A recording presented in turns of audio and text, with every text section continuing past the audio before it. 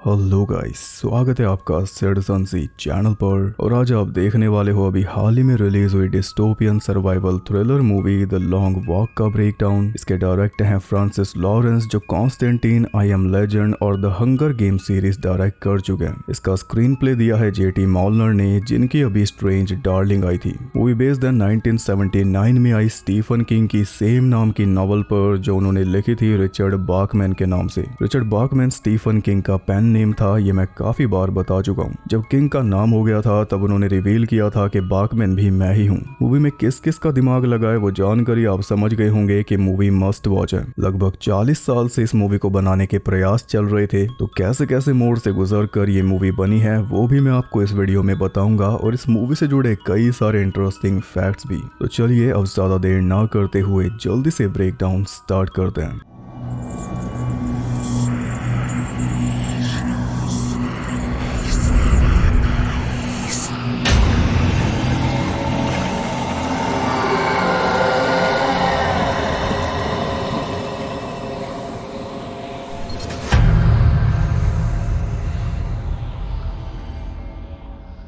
Movie start होती है alternate dystopian America में, जहां पे सेकंड सिविल वॉर के बाद मिलिट्री डिक्टेटरशिप चल रही है, जिसे रूल कर रहा है मेजर। और उसके राज में अमेरिका का बहुत बुरा हाल है। गरीबी भुखमरी चरम पे है, जनता महंगाई से परेशान है, कमाने खाने का कोई साधन है नहीं, लोग जैसे तैसे गुजारा कर रहे हैं, पर मेजर के खिलाफ कुछ बोल नहीं सकते वरना सीधा गोली लगेगी। सालों साल जब ये राज चला तो लोग बुरी तरह निराश हो चुके थे। वो गुलाम बन के जी रहे थे, कोई आशाएं बची नहीं थी। वो तो खैर था ही, पर मेन बात यह थी कि उन्हें इस बात का एहसास होने लगा था। इसलिए लोगों को चीयर अप करने या फिर उनका ध्यान भटकाने के लिए मेजर लेकर आया अपने नेशन का एनुअल स्पोर्टिंग इवेंट, जिसका नाम है द लॉन्ग वॉक। क्योंकि स्पोर्ट इंसानों को उनकी सारी परेशानियां भुलवा देती है, और लॉन्ग वॉक में जो जीतता है वो नेशनल हीरो बन जाता है। तो लॉन्ग वॉक के जरिए मेजर ने लोगों के अंदर फिर से पेट्रियटिज्म भरा और उन्हें इंस्पायर कर दिया और मेहनत से काम करने के लिए। 1-2 साल जब पहली बार लॉन्ग वॉक हुई तो लोग सच में उसके लिए पैशनेट हो गए, क्योंकि उसे टीवी पे लाइव ब्रॉडकास्ट किया गया। और जब आप इस गेम के बारे में सुनोगे तब आप भी अच्छे से समझ जाओगे कि लोग इसके दीवाने क्यों बन गए।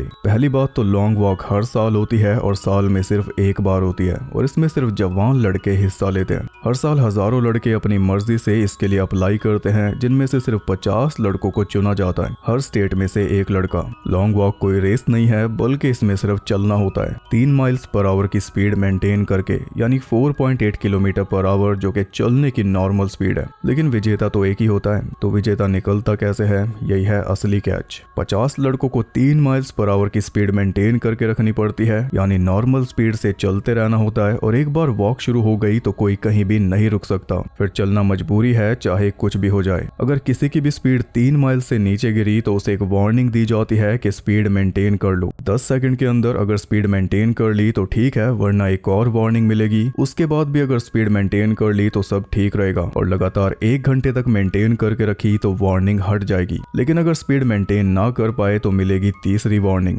जिसके बाद स्पीड मेंटेन करनी ही नहीं पड़ेगी, क्योंकि उसके बाद कोई वार्निंग नहीं मिलेगी, सीधा सर में गोली लगेगी। इस तरह विजेता निकलेगा। 49 लोग इस वॉक में मारे जाएंगे, सिर्फ एक ही लड़का आखिर तक जिंदा बचेगा, जो विनर कहलाएगा, और उसे मिलेगा मोटा कैश प्राइज, और कोई भी एक इच्छा उसकी पूरी की जाएगी, जो भी वो मांगेगा। अब सोचो लोग किस हद तक मजबूर हैं। जवान लड़कों का फ्यूचर कैसा होगा, जो हजारों लड़के हर साल अपनी मर्जी से इस वॉक के लिए अप्लाई करते हैं, ये जानते हुए भी कि उनका विनिंग चांस सिर्फ 2% है। 98% चांस उनके मरने का है, फिर भी वो अप्लाई करते हैं कि अगर जीत गए तो फैमिली के हालात बदल जाएंगे। उन लड़कों की मजबूरी को बाकी जनता जोश समझ के स्पोर्ट के लिए पागल हो चुकी है। जवान लड़के जान की बाजी लगा रहे हैं, बिना रुके चल रहे हैं, रास्ते में मर रहे हैं। इससे ज्यादा मसालेदार चीज वो टीवी पे क्या देख सकते हैं। बल्ला बॉल को टच कर जाए तो दुनिया पागल हो जाती है, बॉल जाले में चली जाए तो दुनिया पागल हो जाती है। यहाँ तो फिर भी जिंदगी मौत का खेल है, वो भी लाइव। जनता पागल कैसे नहीं होगी। जो एक लड़का एंड तक संघर्ष करके विनर बनेगा, वो तो उम्र भर के लिए नेशन के सामने हीरो बनेगा ही, और उसी से इंस्पायर होते रहेंगे लोग। यह है द लॉन्ग वॉक का चूर्ण, जो ऑल्टरनेट अमेरिका में बहुत बिक रहा है, और मानो चाहे ना मानो बिकने को ये इस दुनिया में भी बिक जाएगा। ऐसे खेल पहले भी होते आए हैं दुनिया में। अब लॉन्ग वॉक के बारे में आप जान गए, इसके रूल्स भी जान गए, अब ये चलती कैसे है वो भी जान लेते हैं। जब वॉक शुरू होगी तो 50 लड़कों के साथ सोल्जर्स का कॉन्वॉय चलेगा, जो रास्ते में उन्हें राशन और पानी देता रहेगा जब भी कोई मांगेगा। पर ये राशन पानी उनके लिए गिफ्ट के साथ कर्ज भी है, क्योंकि रुकना तो है नहीं। ये आप आगे देखोगे। इसके अलावा सबके हाथों पे एक घड़ी बांधी जाएगी जो उनकी स्पीड मॉनिटर करेगी और वो कितना चले हैं वो सब भी। उसी घड़ी से सोल्जर्स को पता लगेगा कि किसको वार्निंग देनी है, क्योंकि सारे लड़कों को एक एक नंबर मिलेगा 1 से लेके 50 तक। इसके अलावा सोल्जर्स की गाड़ियों पे कैमरास लगे होंगे जो सब कुछ लाइव टेलीकास्ट करेंगे घर में बैठे लोगों के लिए, जिससे लोग अपना फेवरेट चुनेंगे और रास्ते में उन्हें चीयर अप करेंगे, क्योंकि वॉक इतनी लंबी जाएगी कि कई सारे टाउन्स में से गुजर के जाना होगा जहाँ पे मेजर भी बीच बीच में आता रहेगा। और ये जो अपनी मर्जी से अप्लाई करने वाला नियम है ये भी बस एक भ्रम है। लड़कों को लगता है कि वो अपनी मर्जी से अप्लाई कर रहे हैं, पर असल में मेजर ने हालात ही ऐसे बना दिए हैं कि उनके पास और कोई चॉइस है ही नहीं। अपनी मौत पे साइन करना भी उन्हें एक अपॉर्चुनिटी लगती है।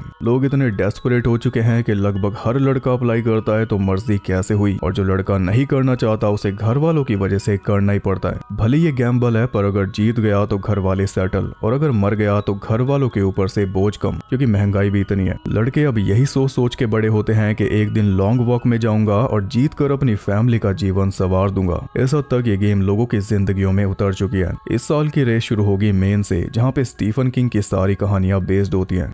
रे नाम के लड़के को उसकी माँ गिनी छोड़ने आई है, लेकिन वो बिल्कुल भी नहीं चाहती कि रे इस रेस में हिस्सा ले। हस्बैंड कई साल पहले ही मर गया था, इकलौता बेटा रे बचा है, वो भी मौत के मुंह में जा रहा है, इसलिए गिनी का रो रो के बुरा हाल है। जिंदा बचने का चांस ही अगर 2% हो तो माँ का ऐसा हाल तो होगा ही। वो रे को बार बार बोल रही थी कि अब भी चांस है, वापस चल, पर रे उसकी एक नहीं सुन रहा। वो पूरी तरह मन बना के आया है, इसलिए अब पीछे तो नहीं मुड़ने वाला। माँ को बाय बोलकर वो स्टार्टिंग लाइन पे पहुंच गया, जहाँ पे बाकी आए हुए लड़कों के साथ उसकी बोलचाल हुई। वो लड़के हैं पीटर, बिली, हैंक, आर्थर, कॉली, गैरी, रिचर्ड। उन लड़कों के बीच एक बच्चा भी आया हुआ था, कर्ली, जो खुद को 18 साल का बता रहा था, जबकि सबको दिख रहा है कि वो 18 साल का नहीं है। अब सोचो इसके घर के क्या हालात होंगे जो इसने इस वॉक के लिए अप्लाई किया, ये जानते हुए भी कि जवान लड़कों के साथ ये कम्पीट नहीं कर सकता। बस वही गैम्बल वाली बात है, वरना इसकी खेलने कूदने की उम्र है, जान देने की नहीं। फिर भी ये सबको हंस के दिखा रहा है, पर जो इसके अंदर चल रहा है वो बस यही जानता है। स्टीफन किंग की मूवीज में यही होता है, एक कहानी के अंदर कई कहानियां चल रही होती हैं, बस आपको समझना आना चाहिए। और ये कर्ली वही जोजो रैबिट वाला बच्चा है। बातें करते करते रे, पीटर अच्छे दोस्त बन गए और उनका आर्थर और हैंक के साथ भी अच्छा बॉन्ड बन गया। पर हर कोई बिली को देखकर घबरा रहा था, क्योंकि वो वहाँ पे सबसे ज्यादा फिट था। उसे देख के हर किसी ने कहीं ना कहीं हार मान ही ली थी। इसके अलावा गैरी भी ग्रुप में घुसना चाह रहा था, लेकिन उसकी बातें थोड़ी अजीब थी, इसलिए उसे किसी ने घास नहीं डाली। कुछ देर बाद मेजर आ गया, जिसे देखकर ही लड़के कांपने लगे। सबको उनका नंबर दिया गया, हाथ में घड़ी बांधी गई। उसके बाद वॉक स्टार्ट हो गई। सोल्जर्स का कॉन्वॉय उनके साथ साथ था और रास्ते में पुलिस वाले उन्हें सल्यूट कर रहे थे, क्योंकि वो सब हीरो हैं और लकी भी हैं कि उन्हें ये मौका मिला देश के आगे स्ट्रेंथ दिखाने का। उनके जज्बे को कैमरा लाइव कैप्चर कर रहा है, पर आगे जो कुछ होगा वो भी जनता लाइव ही देखेगी। वॉक चालू हुई थी कि तभी पहली वार्निंग भी आ गई। वो मिली बिली को, जो घड़ी देखने के चक्कर में स्लो हो गया था। अब 1 घंटे तक स्पीड मेंटेन करके रखेगा, तभी ये वार्निंग हटेगी। उसके बाद गैरी अपना जूता ठीक करने बैठ गया, जिस वजह से उसे एक वार्निंग मिली, फिर दूसरी और फिर तीसरी भी मिल गई।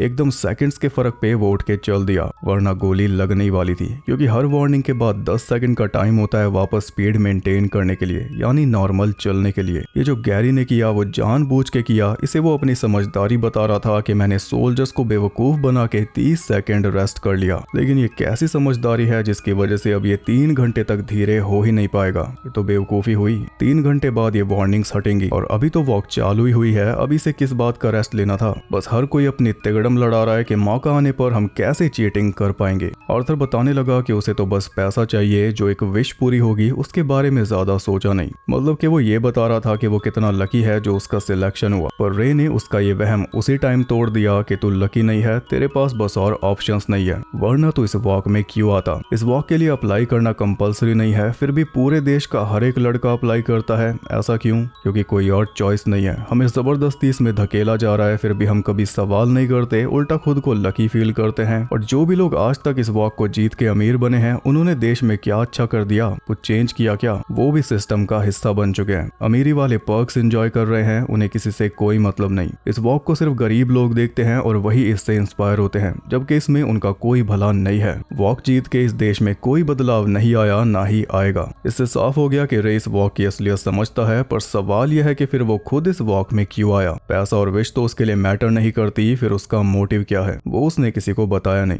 मजे की बात यह है कि ये वॉक जिंदगी और मौत का खेल है, फिर भी लोगों को जो लत लगी हुई है वो भी उन्हें पूरी करनी है। जैसे पीटर सिगरेट पीते हुए चल रहा है और उसे देखकर आर्थर भी स्मोक करने लगा, क्योंकि ये अंत भी तो हो सकता है, तो क्यों नहीं। पर क्या पता इसी क्यों नहीं की वजह से अंत हो जाए, ये भी बड़ी दुविधा है। इस बीच रिचर्ड जो है वो डायरी में सब कुछ नोट कर रहा है, क्योंकि वो लॉन्ग वॉक के ऊपर किताब लिखेगा अगर जिंदा बचेगा तो। और स्टीफन किंग की मूवीज में राइटर ना हो ऐसा तो हो ही नहीं सकता। रिचर्ड का कहना है कि लॉन्ग वॉक के ऊपर किताब लिखूंगा, वो भी इनसाइडर के पॉइंट ऑफ व्यू से, जो खुद इस वॉक में था। इस किताब से मैं अमीर हो जाऊंगा। पर सोचने वाली बात यह है कि अगर ये किताब लिख पाया तब तो ये पहले से ही अमीर होगा, क्योंकि जीतेगा तो ही किताब लिख पाएगा ना, और अगर जीतेगा तो पहले ही अमीर हो जाएगा। फिर इसे कुछ भी करने की जरूरत ही नहीं पड़ेगी, जैसे आज तक जो जीते हैं उन्होंने नहीं किया। पैसा इतना आ जाता है कि इलीट बन जाते हैं। और इंटरेस्टिंग बात यह है कि लॉन्ग वॉक के ऊपर किताब लिखी गई तभी हम ये मूवी देख पा रहे हैं। और मूवी के अंदर हम कई सारी दुविधाएं भी देख रहे हैं, क्योंकि सबको ये लगता है कि वो बहुत सोच समझ के आए हैं, जबकि उन्होंने बस एक तरफा सोचा है। पर अपनी सोच के साथ सब खुश हैं। कब तक रह पाते हैं वो देखने वाली बात होगी, क्योंकि अभी इस सफर में सफर भी करना पड़ेगा। जब जान निकल रही होगी तब सोच भी बदलेगी और मोटिव भी बदलेंगे, जिसकी शुरुआत जल्दी हो गई।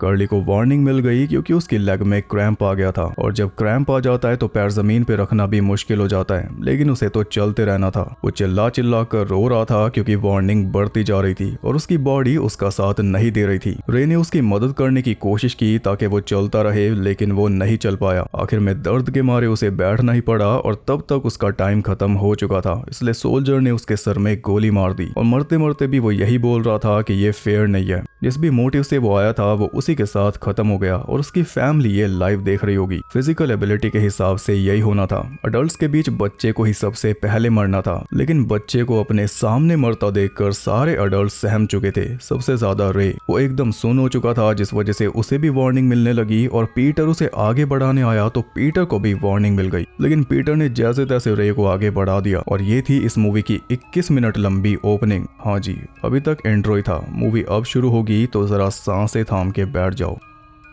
रास्ते में मेजर उन्हें चीयर अप करने आया कि पहला हीरो जा चुका है, अब कर्ली के लिए आगे बढ़ो। कितनी खोखली बात है। कर्ली का कौन सा घर सवार देंगे ये आगे बढ़ के, ये तो खुद ही कर्ली की तरह मारे जाएंगे। अब क्योंकि रे ने कर्ली की मदद की थी तो आगे रास्ते में उसे एक फैन खड़ी हुई मिली, 14 साल की बच्ची, जिसने कर्ली को लाइव टीवी पे मरते देखा। लेकिन सैड होने के बजाय वो धूप में खड़ी होकर रे के नाम के नारे लगा रही है। ये दशा की है इस गेम ने लोगों की। पीटर रे की तारीफ कर रहा था, पर एक बात उसने साफ बोल दी कि अगर तू गिरा तो मैं तुझे नहीं उठाऊंगा, जो कि सही भी है, क्योंकि सबको अपने सर्वाइवल की चिंता करनी है। अगर ओपोनेंट को बचाएंगे तो कभी नहीं जीत पाएंगे, उल्टा जान गवाएंगे। फिर भी रे, पीटर, आर्थर और हैंक के बीच गहरी दोस्ती हो चुकी थी। बिली उन्हें समझा रहा था कि शॉर्ट टर्म दोस्ती का कोई फायदा नहीं है, उल्टा नुकसान होगा जब एक एक करके तुम सब एक दूसरे के सामने मरोगे। इस गेम में दोस्त बनाना मतलब जिंदा बचने के 2% चांस भी खो देना। इसलिए बिली सबसे अलग चल रहा है, और उसके जैसे और भी हैं जो किसी से मेल जोल बढ़ाना ही नहीं चाहते, क्योंकि फिर सामने वाला बंदा उनसे उम्मीद रखेगा।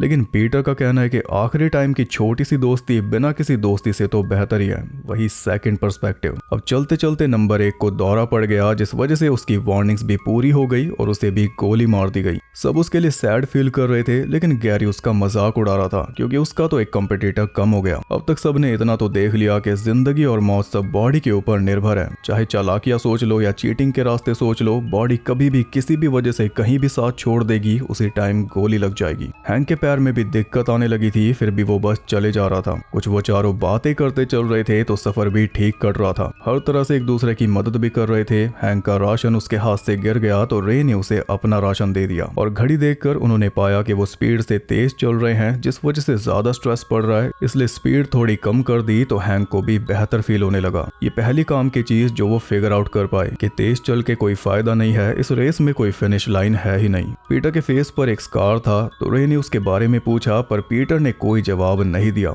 इस बीच गैरी रैंक नाम के लड़के को बुली करता हुआ चल रहा था। आखिर में रैंक को इतना गुस्सा आया कि उसने पूरी ताकत ताकत से गैरी के ऊपर अटैक कर दिया, लेकिन गैरी सामने से हट गया, जिस वजह से रैंक सीधा जा गिरा रोड पर और इतनी जोर से गिरा कि उसका फेस और हाथ सब कुछ छिल गया, तो वो दोबारा उठ ही नहीं पाया, जिसके चलते उसे भी गोली लग गई। गैरी की वजह से एक लड़का मारा गया। सब उसे कोसने लगे, जिसका कहीं ना कहीं उसके दिमाग पे असर हो रहा था और सबने ये भी देख लिया कि कंपटीशन खत्म करने के कई तरीके हैं। इस गेम का कोई मॉरल कंपस नहीं है। सोल्जर्स को किसी भी बात से कोई फर्क नहीं पड़ता, बस जो रुका वो मरा, रुके चाहे कैसे भी। राशन कैसे कर्ज है उसकी भी झलक सबको मिल गई। नंबर 45 को 2 नंबर लगी थी, जिसकी वजह से वो बहुत धीरे हो चुका था और जब आखिर में उसे रुकना ही पड़ गया तभी उसके सर में गोली लग गई। ये सब भी इन्हें खुद ही मैनेज करना होगा, इसमें भी कोई रियायत नहीं है।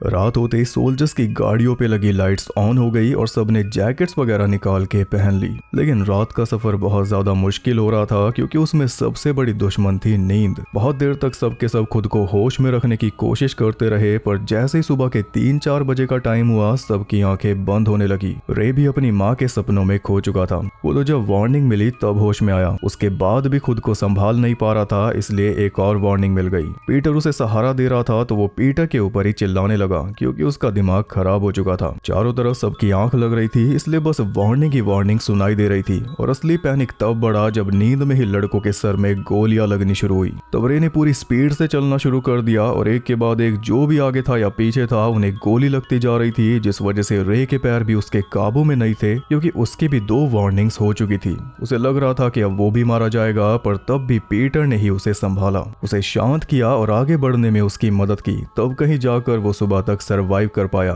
लेकिन सूरज निकलने तक 14 लड़के मारे जा चुके थे। पीटर बोला कि जब मुझे लगेगा कि मैं थक चुका हूं तो मैं खुद आराम से बैठ जाऊंगा। मेरे जीतने के लिए किसी और को मरना पड़े ऐसा मैं कभी होने नहीं दूंगा। बस ईमानदारी से चलूंगा, बाकी जो होगा सो होगा। रात को रे ने जो इसके ऊपर गुस्सा किया था कि तुम भी मुझे मरते हुए देखना चाहते हो, ये सब पीटर ने उसके जवाब में बोला। अभी तक सब कुछ शांत था तो पीटर ही सबसे मजाक करके उनका हौसला बढ़ा रहा था, पर तभी आती है वार्निंग रिचर्ड के लिए। उसका पैर मुड़ चुका था, एंकल टूट चुकी थी, फिर भी वो चले जा रहा था रात से, लेकिन अब उससे और नहीं हो रहा। वहाँ पे 2 बच्चे साइकिलिंग करने आए हुए थे, उनके सामने ही रिचर्ड को गोली मार दी गई। ये सब मौतें बाकी लड़कों को परेशान कर रही थी, क्योंकि वो देख पा रहे थे कि इन लड़कों के अंदर कितना पोटेंशियल था। अगर आजादी होती तो ये सब कितना कुछ अचीव कर सकते थे। जैसे रिचर्ड एक अच्छा राइटर बन सकता था, लेकिन उसका क्या हुआ इस गेम में आके। हर कोई अलग तरह से टैलेंटेड था, लेकिन इस एक तरह के कंपटीशन में सबको डाल के किस तरह से टैलेंट खत्म किया जा रहा है, ये देख कर सब टूटते जा रहे थे। क्योंकि यही है उनके देश की किस्मत बदलने वाली अपॉर्चुनिटी,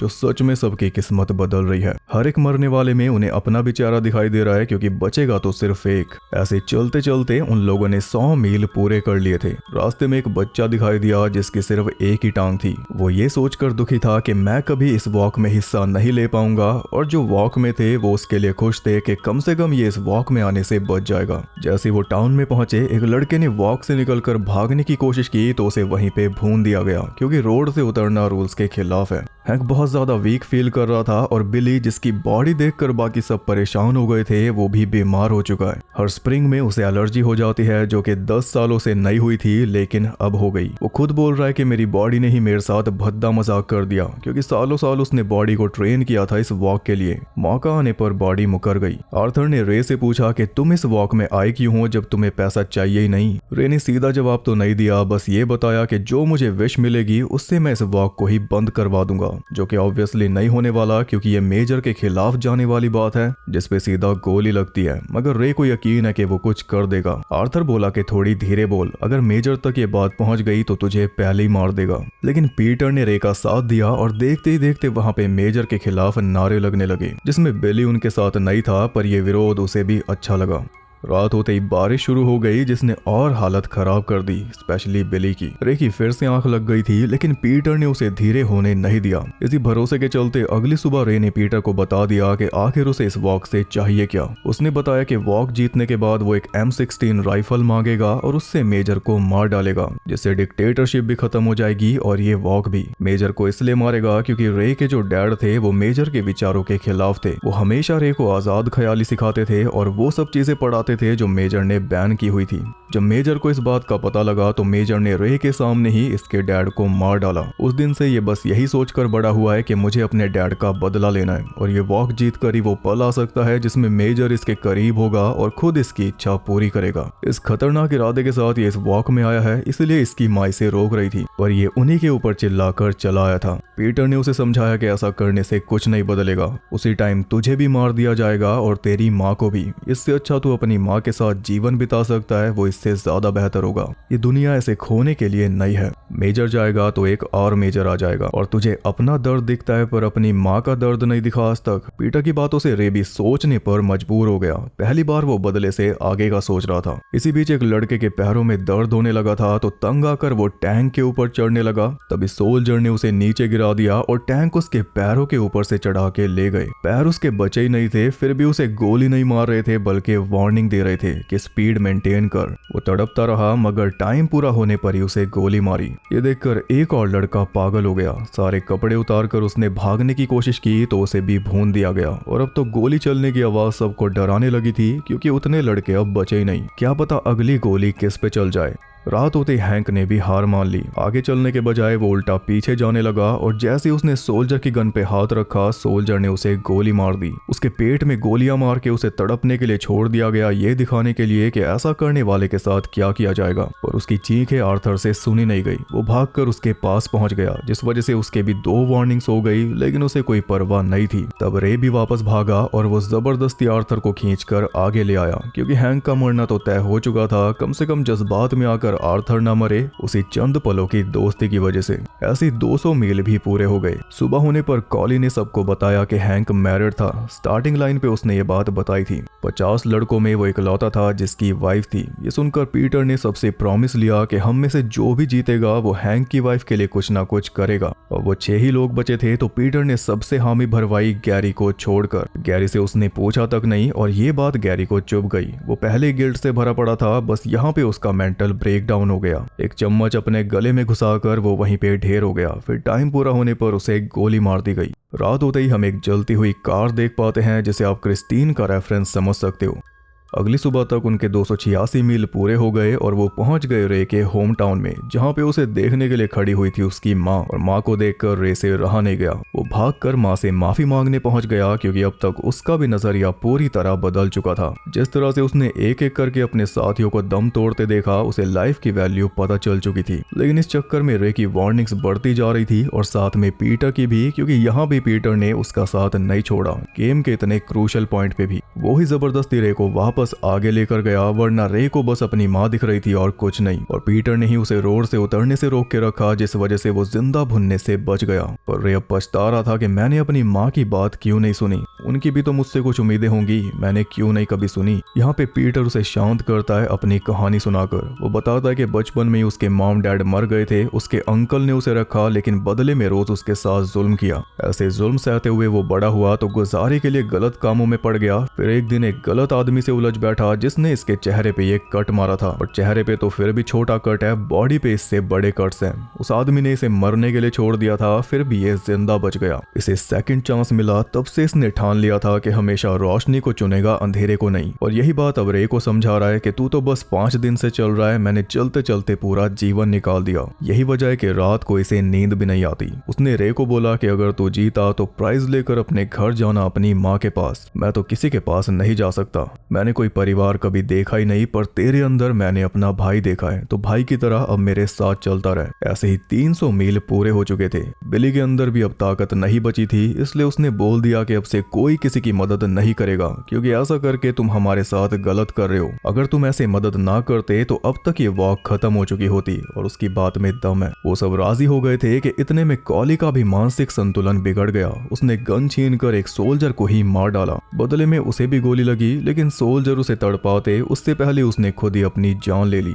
आर्थर के नाक से खून बह रहा था और पहले तो उसने भी इतना ध्यान नहीं दिया, लेकिन रात होते होते उसकी जान जाने लगी। उसे इंटरनल हेमरेज हुआ था, इसलिए और चलना उसके बस की बात नहीं थी। रे और पीटर उसे घसीट रहे थे, जिसके लिए उसने दोनों को थैंक्स बोला। फिर अपने गले से रोजरी निकाल कर रे को पकड़ा दी कि ये मेरी ग्रैंड माँ को दे देना। इसके बाद वो मरने के लिए पीछे चला गया, उन दोनों से प्रॉमिस लेके कि तुम मुझे मरते हुए नहीं देखोगे। वो दोनों आगे बढ़ते रहे और पीछे आर्थर भी मारा गया।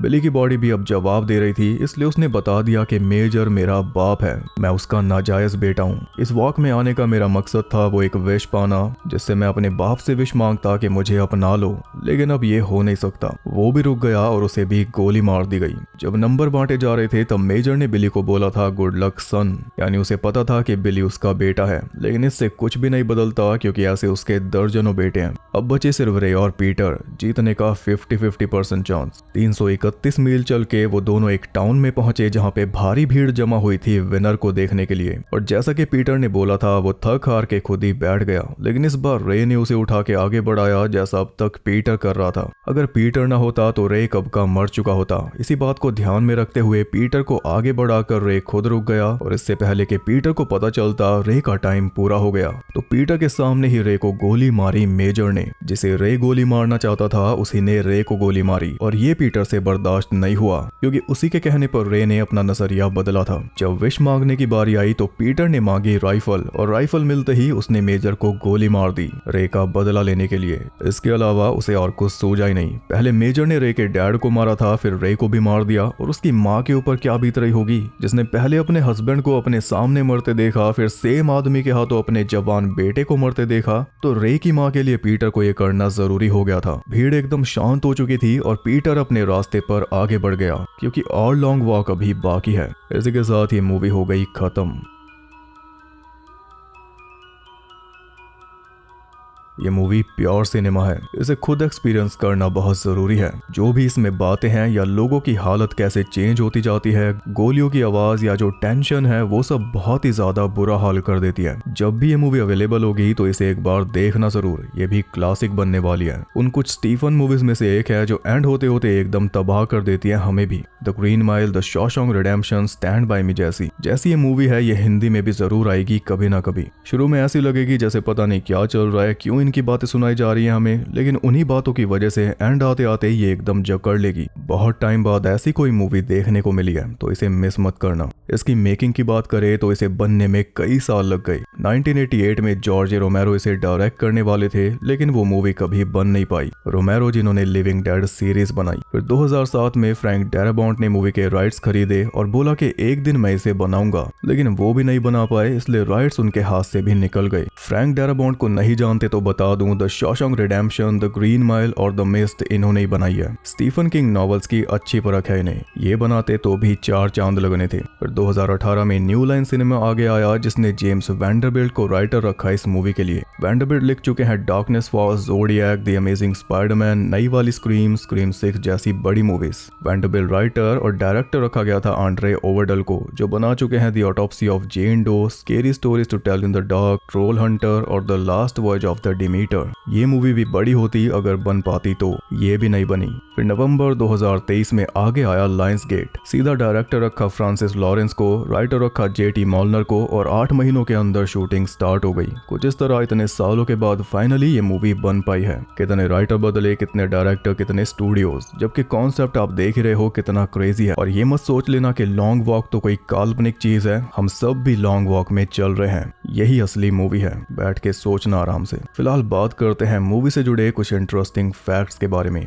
$20 मिलियन के बजट में ये मूवी अब तक कमा चुकी है $30 मिलियन, और सब वर्ड ऑफ माउथ की वजह से, वरना इसका कोई ऐसा प्रमोशन नहीं किया जा रहा। जो लोग देख रहे हैं वो तारीफ कर रहे हैं। इस फिल्म के एक्टर्स को डेली 24 किलोमीटर चलना होता था 37 डिग्री की गर्मी में, वो भी कंक्रीट रोड पर, वो भी तेज धूप में। शूटिंग जब तक चली तब तक लगभग 644 किलोमीटर हो चुके थे, तो जो उनकी हालत थी वो रियल थी। रे का तो वेट लॉस भी साफ दिखाई दे जाता है, और मूवी में जो भाईचारा दिखाई देता है वो भी असली था, क्योंकि सभी एक्टर्स साथ में हैंग आउट करने लगे थे। बल्कि जो हमने मूवी देखी वो मूवी उन एक्टर्स ने रियल लाइफ में जी है। एग्जैक्टली जैसी स्टोरी है वैसी। पहले दिन सब अजनबियों की तरह सेट पर मिले, फिर एक साथ चलने लगे, तो चलते चलते दोस्ती हो गई, और आखिर में बस 2 ही लोग बचे सेट पर, सेम जैसा फिल्म के अंदर हुआ। मजे की बात यह है कि लायंस गेट ने इस मूवी की एक स्पेशल स्क्रीनिंग रखी थी, जिसमें इनवाइटेड ऑडियंस को ट्रेडमिल्स के ऊपर चलते हुए मूवी देखनी थी। And guess what, 3 miles per hour की स्पीड मेंटेन करके धीरे हुए तो थिएटर से बाहर। नॉवल के अंदर actual speed 4 miles per our है, पर मूवी में 1 माइल कम किया गया स्टीफन किंग के कहने पर, क्योंकि ये ज्यादा रियल लगता है।